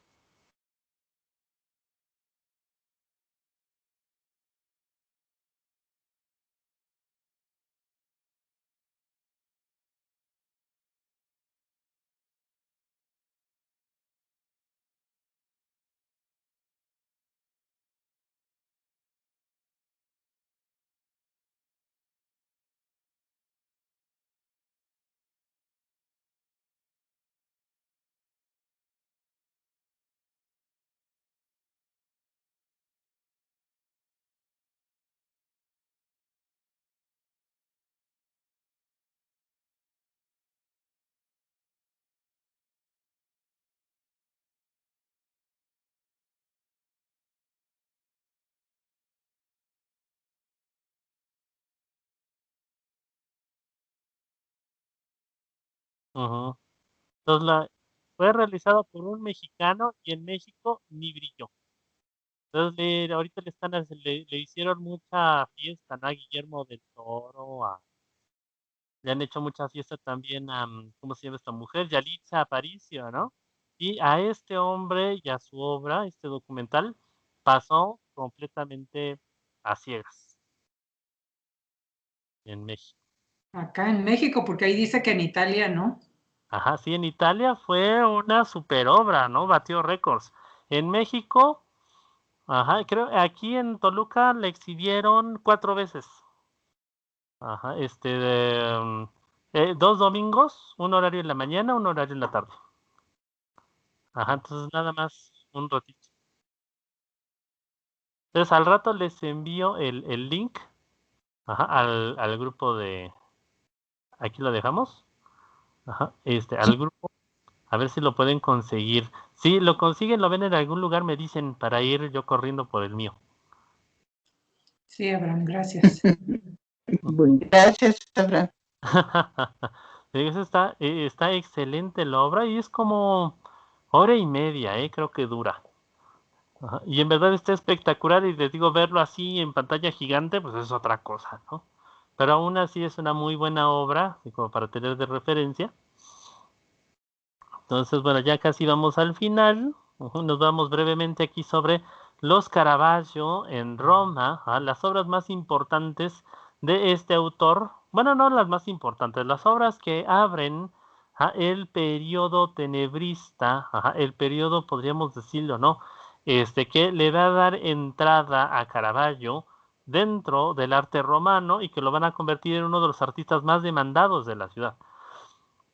Demandados no en el sentido de proceso legal, sino de que los papas, las órdenes religiosas, y también los cardenales solicitaban su trabajo para decorar sus capillas, sus iglesias. Varias de las iglesias más emblemáticas de Roma, del siglo XVII, tienen trabajos de Caravaggio. Entre los encargos más... ¿Se ahí interrumpí algún comentario? ¿No? Entre los encargos más importantes realizados por Caravaggio en Roma se encuentra la decoración de la capilla Cherasi. En el año 1600 firmó un contrato en el que se comprometía a realizar 2 cuadros para la capilla familiar de Tiberio Cherasi, tesorero de Clemente VIII, la conversión de San Pablo y el martirio de San Pedro. 2 temas que ya había aprovechado Miguel Ángel en la Capella Paulina del Vaticano. Entonces podemos ver, bueno, lo que comentábamos, ¿no? En Roma lo que se necesitaba en ese momento para hacerla eran buenos contactos. Y los va a encontrar definitivamente en Tiberio Cherasi, que, digamos, lo va a hacer famoso dentro de la alta curia en Roma. Entonces, y precisamente las obras de ese periodo son las que abren ¿cómo digamos? La propuesta tenebrista de Caravaggio. Entonces tenemos aquí la conversión de San Pablo. Entonces, lo que comentábamos, de la composición no podía ser sencilla y al mismo tiempo más maravillosa. Es el momento en el que San Pablo quede fulminado de su caballo, ¿no? Podemos ver en la esquina de una manera, bueno, que de hecho hasta parece, ¿no? Como la suciedad del propio cuadro, podemos ver representado de una manera muy discreta el resplandor de la luz de Dios, cuyo golpe ha arrojado de espaldas a San Pablo. Ajá. Entonces, en este aspecto está representado de una manera muy poco favorable, el cuerpo completamente forzado, ¿no? Por la posición en que lo ha colocado, para dar a entender ese golpe súbito, esa caída, ¿no? Junto a él yace en el caballo, bueno, también se encuentra el lacayo, ¿no? Que le ayudaría a San Pablo en su camino hacia Damasco, pero precisamente el golpe de la aparición divina lo ha derribado, ¿no? El momento en el que Jesús le reclama, ¿por qué me persigues? Y bueno, podríamos decirlo, ¿no? Le da la última advertencia a San Pablo y lo convoca a seguirlo. Para esta representación, el pintor elige el momento en que Saulo, recordemos que Pablo se llama originalmente Saulo, que se dirige a Damasco persiguiendo a los cristianos, cae del caballo y se queda ciego al encontrarse con la poderosa aparición de Cristo. Saulo yace de espaldas en el suelo, los brazos tendidos y los ojos cerrados. Su cuerpo, acortado por el efecto de la perspectiva, es alcanzado por la luz divina. Entonces esto es parte del efecto, ¿no? Lo que decíamos, ese reflector, ¿no? Que va directamente sobre la figura de San Pablo, por un lado, ayuda a recortar la figura, a que nosotros concentremos, y esto así idéntico se hace en el teatro, ¿no? Que concentremos nuestra mirada en el personaje, en San Pablo que está tirado en el suelo, y por el otro, decíamos, esta luz es la luz de la divinidad, es la luz de Cristo, la luz de Dios, la luz del Espíritu Santo.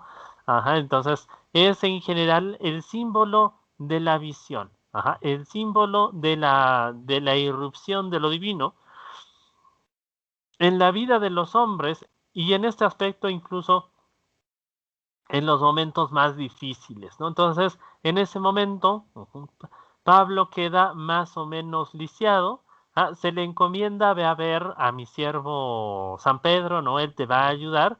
San Pedro lo recibe, creo que en Jerusalén, y lo cura de su ceguera y también lo recibe como un nuevo discípulo, el discípulo que de hecho se convertirá, podríamos decirlo, en el apóstol número 13 y también en uno de los principales responsables de la difusión del cristianismo en el mundo antiguo. Entonces, podríamos decir, en el momento menos favorable posible, pero también en el más emblemático, ¿no? Porque precisamente la caída, bueno, o esta caída de Saulo, significa en contraparte la ascensión de San Pablo. Entonces el pecador, el acosador, podríamos decirlo, hasta cierto punto el delincuente, el villano era Saulo de Tarso. El hombre que se va a convertir en el brazo, por así decirlo, derecho de Cristo en la vida es San Pablo. Entonces, por así decirlo, esta caída representa la muerte de un hombre para el nacimiento de un santo. Entonces, digamos, la propia Biblia no tiene estos símbolos. También Caravaggio los percibe y a través de eso soluciona su composición. Entonces, en contraparte, digamos, tradicionalmente se representaba esta escena apenas con, podríamos decirlo, Saulo, ¿no? Medio cayendo, ¿cómo podríamos decirlo? Resbalándose del caballo, pero deteniéndose, como para darle cierta dignidad. Y aquí lo vemos completamente en el piso, ¿no? Para dar a entender la idea más contundente de esa caída final del pecado para posibilitar la ascensión de San Pablo a una nueva vida. Entonces aquí tenemos la capilla Cherasi, entonces podemos ver las dos obras de Caravaggio que fueron encargadas para esta capilla, y en el fondo me parece que es una de Aníbal Carracci. Entonces podemos ver incluso en esta composición rápidamente la diferencia entre el estilo de Caravaggio y el de sus contemporáneos. Entonces veamos el estilo de sus contemporáneos, de Carracci. Colores luminosos, intensos, muchos personajes, una composición intrincada, mucha luz. Entonces eso lo podemos ver en el óleo del fondo y también en los frescos que se encuentran, ¿no?, alrededor de la capilla, y la obra de Caravaggio. Oscura, profunda, con personajes, lo que comentamos hace un momento, ¿no?, de tamaño natural, con personajes de tamaño natural y con pocos elementos, centrados en los personajes fundamentales de la historia. Por lo que se refiere al martirio de San Pedro, la escena Así se representa la escena en la que San Pedro es clavado en la cruz boca abajo por 3 esbirros en el circo de Nerón. Con un gran esfuerzo, los 3 hombres amarran al apóstol en la cruz, mientras que solo se reconocen las facciones de uno de los peones, y eso, bueno, es de hecho bastante forzado decir que lo reconocemos. Tanto el rostro como el cuerpo del santo son completamente visibles. Entonces el mal, aquí vamos a decir, ¿no? El mal no da la cara. El mal es cobarde. El mal tira la piedra y esconde la mano. Por eso, desde la antigüedad, la gente que no da la cara es símbolo de cobardía, de vergüenza, de villanía, de todo lo malo habido y por haber, ¿no? Es por eso que estos 3 verdugos esconden su rostro. Incluso hasta recordemos, ¿no? Hoy en día ya en los reportajes, ¿no? Se tapan los ojos, se intenta, ¿cómo podríamos decirlo? Dicen que para resguardar la privacidad, ¿no? Pero modifican los rostros en la televisión, en la radio, en los periódicos, etcétera, para no reconocer, no avergonzar a la persona. Bueno, pero por el otro lado que decíamos, es esconder el rostro, es emblemático en el lenguaje. Esconder el rostro, decíamos, significa cobardía, significa villanía. Una persona malvada, digamos, de carácter defectuoso, ¿no? Y aquí en contraparte es el santo, el único que da la cara. Y que de hecho intenta levantar la cara para dar a entender cierta dignidad. Precisamente porque está asumiendo su castigo libremente. En contraparte que los verdugos no son más que sirvientes de un poder mayor. Entonces el único hombre libre aquí, podríamos decirlo así, es San Pedro. El resto, bueno, los verdugos son unos esclavos. Es gente subordinada al mal. También es por eso, ¿no? El viejo, se me va el nombre, la vieja encíclica de la iglesia, ¿no? En el pecado llevas la penitencia. Precisamente en este prestarse al mal es de donde los hombres están viviendo su tortura. E incluso veamos esto, ¿no? Tienen que ser 3 hombres los que eleven a un anciano. Es decir, no es un trabajo fácil, ¿no?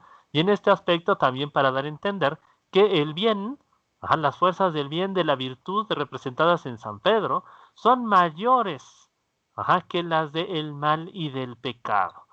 De nuevo, es por eso que son 3 verdugos contra un santo. El observador no está incluido en el suceso del cuadro. Las personas están completamente dedicadas a sus concretos asuntos o sufrimientos, y ninguna mirada ni ningún gesto sale del cuadro. Con ambas pinturas para la capilla de los Cherasi, Caravaggio ha puesto en relieve la discrepancia entre la esfera terrenal y la místico-espiritual, mostrando solamente la debilidad y el último suplicio.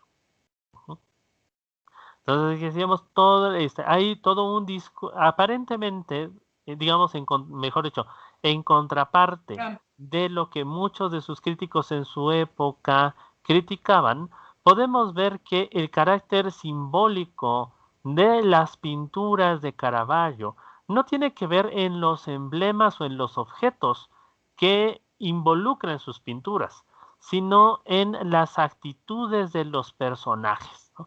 Es una observación de los movimientos, de los gestos, de las reacciones, del lenguaje corporal, lo que terminan haciendo la comunicación de las escenas. Y en este aspecto, podríamos decirlo, que Caravaggio le da vida a la Biblia, la actualiza, la pone frente a nuestros ojos, y en este aspecto crea toda una dinámica a través de la cual, de una manera muy efectiva, el público puede ponerse en contacto con las ideas del Antiguo y del Nuevo Testamento. Abraham. ¿Sí, escuchó? ¿Ya son las 7? ¿No tienes clase? Ahorita, bueno, ya acabó el otro curso, pero sí va viendo el tiempo, no te preocupes. Bueno. Perdón. Sí, pues yo aquí me sigo. Ok. Ajá. Sí, entonces íbamos cerrando ahí. Entonces, ¿alguna pregunta, duda, comentario? No, profe, creo que está bien. Otro curso. Otro. Ajá. Ahorita lo que Yo voy a nada hacer... más tengo un comentario. Ahorita que hablabas Sí, de que la historia de que no se tenía una historia de Caravaggio de joven, nada más para aclarar que antes no se firmaban las pinturas. Entonces, bien. que como las pinturas no estaban firmadas, muchas pinturas no se sabe realmente si son de esos autores o no, porque sobre todo cuando están jóvenes, ¿no? Porque todavía no tenían definido su estilo, todavía no tenían y como no se firmaban, pues es más difícil rastrearlas. Ajá. Sí, y también otro aspecto es que mientras estaban educándose, muchas veces sus maestros firmaban sus obras. Ajá, entonces, es otra de las cuestiones, ¿no? Primero, bueno, en la educación, ¿no? Ellos tenían que aprender a pintar igualito que el maestro, ¿no? Ese era el reto. Y precisamente por eso, más bien fungían como ayudantes del maestro con el que estaban aprendiendo, y también por eso es que el maestro firmaba lo que ellos hacían, ¿no? Entonces les iba dando oportunidad, ¿no? De hacer un cielo por ahí, un personaje por allá, etcétera. Entonces, obras completas, es muy difícil encontrar en aquella época de los artistas que iban empezando. Es otra de las cuestiones también. ¿Y por ahí alguna otra duda, comentario? Ujú. A ver, no sé, Brenda, Pilar.